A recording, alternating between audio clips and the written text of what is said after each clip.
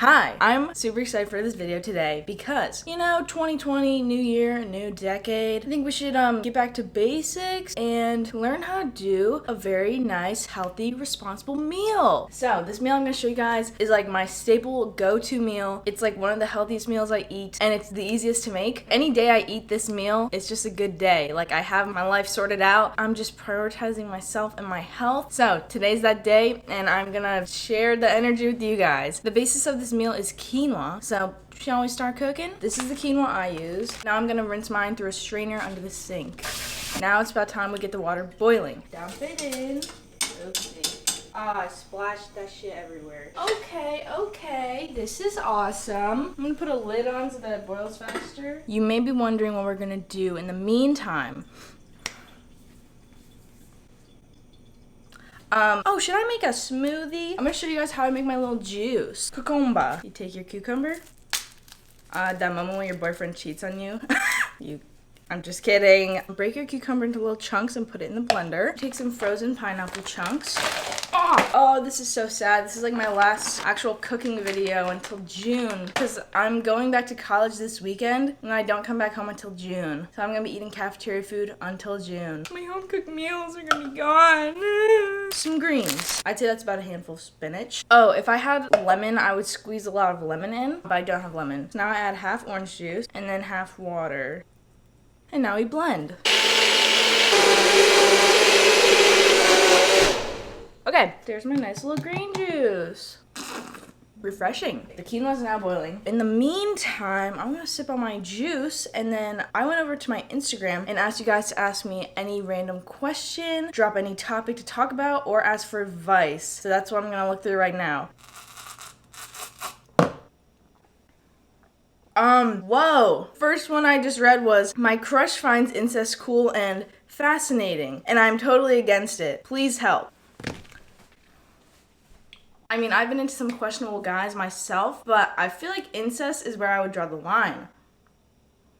Please draw the line. Ooh, this is interesting. What is the best and worst part about living in SoCal? Best part of living in SoCal is definitely the weather and like how much is available in such a small amount of space. Like when I moved there, I felt like this is where people are supposed to live. Like this is where humans are meant to exist. Like in this climate and with that much available. The beach is 20 minutes from my college. It's always 60 degrees. I'd say the worst part is that the vibes kind of feel like ingenuine and not authentic because coming from upstate New York, I feel like this is simple living. You know, there's green pastures, people tell you things how it is, very straight up. But then I feel like over there, it's very like influencer mentality. Like even if you're not an influencer, everyone's trying to be, or like everyone's trying to get an in on like their industry. Maybe it's just because I'm in college and like people are so like not cutthroat, like Chapman's not cutthroat, but like people are trying to give themselves advantages where they can find them. And sometimes I'm like, calm down. And obviously living as close to LA as I do, it just gets kind of weird. I don't know. Good question. How do you get a boy to like you? Hang out with them, talk to them, be kind of flirty, but also like be chill and just be your authentic self, because if they can't appreciate you for your actual self, then that's not the move. Advice for picking a college. You can look at my video I made about the college application process. I like said all the truths of like everything that actually happens and what really matters and like the actual costs of things and my stats. Interesting video to look at. Have you ever had any problems with self-confidence? Why? I've had plenty. I've had a lot of issues with like body image and like my personality too. But what you have to realize is, in terms of like body image, what helped me was placing a higher emphasis on my health rather than my appearance. Because when you work more on your health, your appearance just follows in line. Your brain functions better and you view yourself better when you're feeling better. The goal shouldn't be to like see the numbers go down on a scale. It should be to feel better internally. And then in terms of like my personality and like expressing myself, you can't expect others to accept you for something that you're not. So you can spend your whole life faking your personality or faking your style or something. I don't know. People like to see someone that can own their differences. You should just want to be able to own your differences too, because that's a lot cooler. So just realize that what makes you different and unique is a strength of yours and you should be proud of it rather than trying to run from it. And also a lot of stuff to do with confidence is kind of just like accepting the things that you can't change and just being like,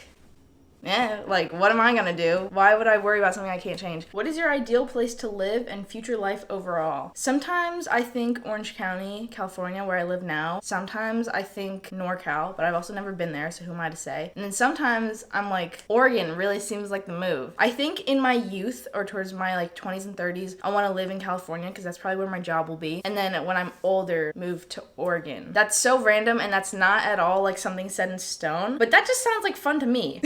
Someone said, not gonna lie, at first I thought you were the oldest of your siblings because you were the most mature. People always think I'm the oldest. Actually, no one knows the order of our siblings because I feel like Andrew's the tallest, so people think he's the oldest, and then I'm the shortest, so people think I'm the youngest, or people think I'm the oldest because I seem mature. The order of my siblings is Ashley's 20, I'm 18, and Andrew's 15, so I'm the middle child. But like, thank you for telling me I'm mature. This is actually a really interesting question. How to get over friends drifting away. I have dealt with this so much, and it's really hard to process every time, but what you have to remember is, if it's possible for you to feel that much joy in the past with someone, you're obviously going to experience so much joy with many other people in the future. Don't think that the joy you had with that one person was a one-time thing. There are plenty of people you'll meet with plenty of different experiences, and they'll all mean something different to you. There is so much to come, so don't spend time sweating over the past and what you might be losing right now, because more doors are opening for you. Are you a Virgon? No, I'm a Libra. I'm just kidding. How to forget an ex that you didn't date before. Oh, that's so funny. I've never had like an actual boyfriend, an established boyfriend, but I understand the pain of like feeling like you had a breakup with someone that you never dated. I would just say like, if they didn't realize that you were good enough to date, then like don't sweat over them. Move forward and find a guy that's actually a man that will care about you. I don't know, whatever. How do you feel about college being so far? I get asked that a lot. Even though I talk about it a lot, I still always get asked it. What I always say is the distance does not bother me at all because I'm in such a nice place and because I know the support and love I have back home. I'm very glad I made my decision to move across the country because I know if I moved like 4 or 5 hours away from home but stayed somewhere cold in the East Coast, I would be miserable. If you think about it, an hour distance from home to college is still like a distance. Like, you're still not home. So if you're gonna be away from home at like any distance, you might as well go like the distance you want to go to be in the place you want to be, because like that's where you'll be happiest and that's where you'll feel the least homesick. So yeah, the distance doesn't bother me because I love where I am. Waffles or pancakes? Waffles. How do you give up a guy you liked for 6 fat years? Why is that my situation?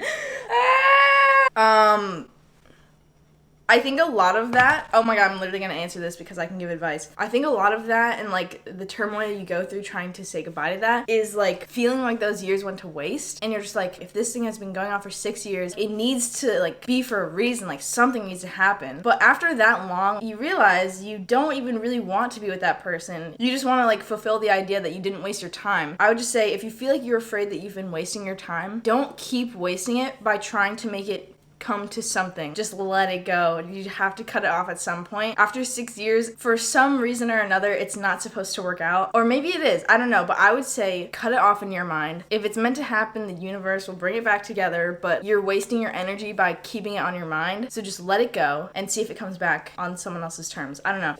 Oh, tell us about your body struggles for someone in media and YouTube. That is so interesting. Wow. I was not expecting such good questions. I would say that's very interesting because growing up, I had enough issues already. But then you're put in front of a camera or behind a screen and people are watching you. Like, for me personally, that doesn't really change anything. Like, I'm like, okay, people are watching me, so what? But then when it becomes your job and like the growth of your channel and how successful you are depends on like people coming back to your videos, it can play with your mind a lot, because what you don't realize is that this whole industry is built off of like sex appeal. To be someone that's not like very girly and like showy, it can feel like you're being pushed into a mold so that you can be successful in this industry. It can be really hard to like try and separate yourself from that because it seems like so much depends on that. Being a girl or a guy, it's all the same. Like, everyone needs to just be hot because that's all that people want to watch for some reason. It can be really, really hard to try and find a way to be successful on a different route. It's so much more rare to find someone following people for comedy or for like anything else. I'm confused by it, but like I understand that's just how it works, and it can be really hard to be put on a platform and expected to be something to perpetuate your successfulness. It's really twisted. It's super, super weird.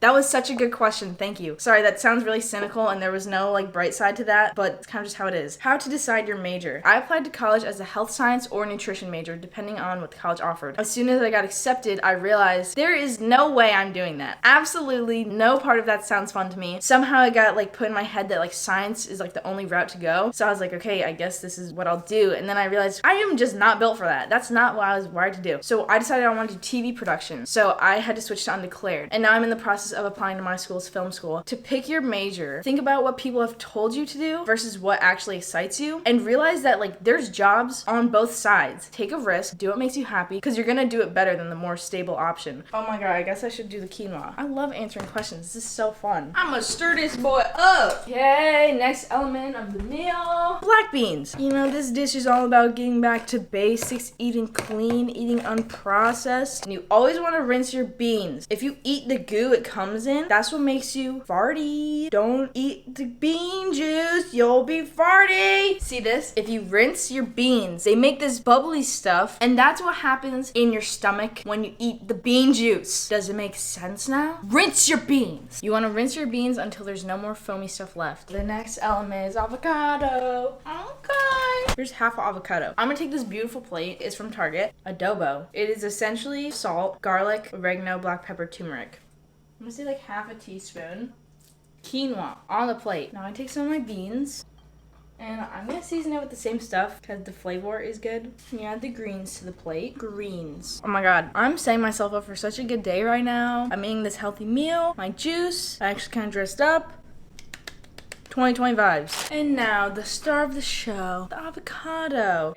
Be careful when you cut out the nut. Slice it down. Then you take your spoon to scoop it out. Yeah. On the avocado, salt and pepper. And then you're done. Oh my goodness. Beautiful, wholesome plate. Delicious. I cannot wait to eat this. I'm just gonna bring a chair in here because this is my filming setup and I'm gonna sit here while I eat. So let's dig in, shall we? I haven't eaten this in so long. It's just so pure, refreshing. The flavor is immaculate. Continue with the questions. Someone said I once squeezed my own bird to death. And then this emoji, like the... Why? Why did you also tell me that? Okay, someone said, are you and your sister twins? And then they said, wait, is Andrew a twin? No. Someone said, if you eat the devil's corn, comma, you choke on his cob. Hell yeah, baby. On that note, I think that is enough questions for today. Thank you guys so much for asking those on Instagram. Those are really good questions. I feel like I need to make more videos like this because that was super entertaining for me. I hope it is for you guys. If you want to follow me on Instagram, it's @_AmberAlexander because I'll probably make videos like this again and you don't want to miss out when I ask you guys for questions. Make sure to like and subscribe to see more of my college content when I get back to school. I have so many videos planned and I'm so excited. If you have any more questions or want some advice, definitely leave it in the comments because I always go through the comments of every video I post and see what everyone's up to and respond to any questions. But yeah, thank you so much for watching. I hope you guys liked it and I'll see you guys soon. Peace.